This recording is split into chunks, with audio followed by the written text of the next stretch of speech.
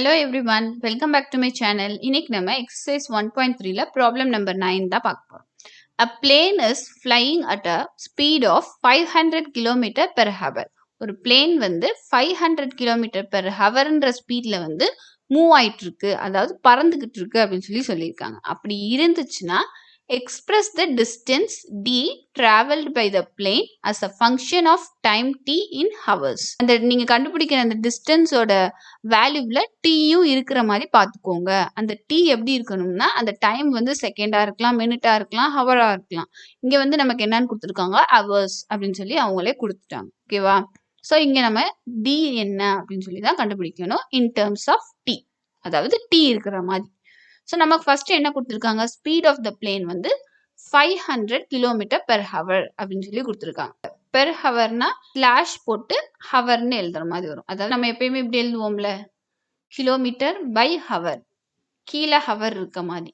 So அதான் kilometre per ஹவரோட meaning. இப்போ ஸ்பீடோட ஃபார்ம்ல நமக்கு என்னது, speed is equal to distance by time taken. So இதுதான் ஸ்பீடோட ஃபார்முலா. அது எவ்வளோ தூரம் போயிருக்கு, எவ்வளோ மணி நேரத்தில் போயிருக்கு, அது ரெண்டத்தையும் வந்து நம்ம டிவைட் பண்ணோம்னா நமக்கு அந்த ஏதோ ஒரு ஆப்ஜெக்டோட ஸ்பீட் வந்து கிடைச்சிடும். ஸோ இப்போ நமக்கு கேட்டிருக்கிறது வந்து டிஸ்டன்ஸ் தான். ஸோ டிஸ்டன்ஸ் மட்டும் இங்கிட்டு வச்சுட்டு இந்த டைமை அங்கிட்டு தூக்கிடுங்க. எடுத்தோம்னா நமக்கு என்ன வரும், distance is equal to into டைம்னு வரும். அதாவது கீழே இருக்க டைம் வந்து அங்கிட்டு மேலே மல்டிப்ளிகேஷன்ல போயிடும். இது வந்து இப்படி மேலே மல்டிப்ளிகேஷன்ல போயிடும். ஸோ இப்படி டைம்னே நம்ம வச்சுக்காம இந்த டைமுக்கு வந்து அவங்க என்ன கொடுத்துருக்காங்க, ஒரு பேர் கொடுத்துருக்காங்களே, இந்த டைமுக்கு பதிலாக நான் என்ன போட போறேன்னா டீன் போட போறேன். ஏன்னா கொஸ்டின்ல எனக்கு கொடுத்துருக்காங்கல்ல. ஸோ இந்த டைமுக்கு பதிலாக டீன்னு போட போறேன். இந்த ஸ்பீடுக்கு பதிலாக நான் என்ன போட போறேன்னா 500 அப்படின்னு சொல்லி நான் போட போறேன். அதுவும் எனக்கு கொஸ்டின்லேயே கொடுத்துருக்காங்க. ஸோ அப்படின்னா எனக்கு என்ன வரும், distance is equal to 500 into T அப்படின்னு சொல்லி வரும்.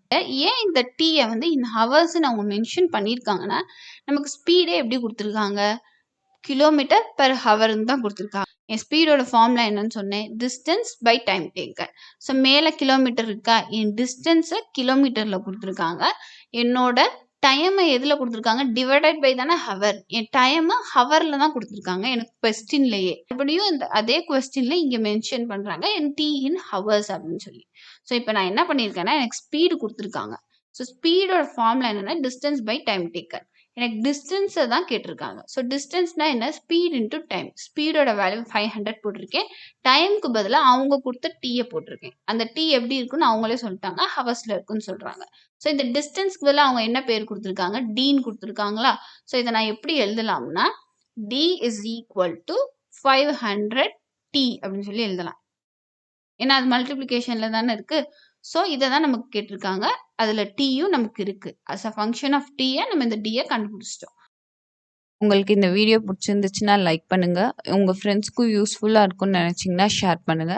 தொடர்ந்து வீடியோ பார்க்க சப்ஸ்கிரைப் பண்ணுங்க. கூடவே பக்கத்துல இருக்க பெல் ஐக்கனை கிளிக் பண்ணி ஆல்ன்ற பட்டனை செலக்ட் பண்ணுங்க.